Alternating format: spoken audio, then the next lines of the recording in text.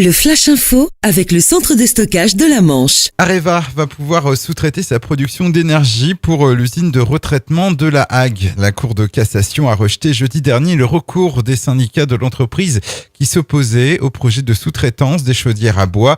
Une bataille judiciaire entre la direction, FO et la CGT qui durait depuis 2011. À l'époque, Areva avait annoncé sa décision de remplacer ces chaudières au fioul par des chaudières à bois en confiant leur exploitation à Dalca, une filiale de Veolia. Une marche pour défendre Caen comme capitale de la Normandie. Ils étaient environ 500 hier matin à se réunir pour une marche militante au départ du château de Caen pour un périple de 5 km en ville. Une initiative du collectif Nous sommes Guillaume. Et dans les rangs de cette manifestation, on pouvait croiser quelques élus, des sportifs et des entrepreneurs. Un blessé grave hier après-midi à Flamanville. Un motard a percuté une voiture sur la départementale 25. Le pilote du deux roues âgé d'une vingtaine d'années a été grièvement touché. Il a été évacué en hélicoptère vers le CHU de Caen.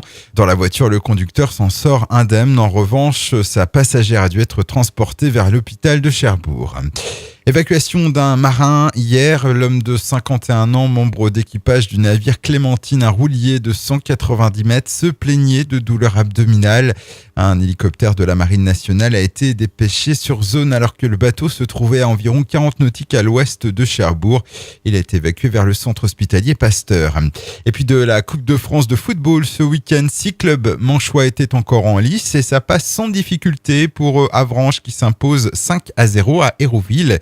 Qualification également de Granville aux dépens de Cherbourg et de Saint-Lô, victorieux d'Agon, Coutainville.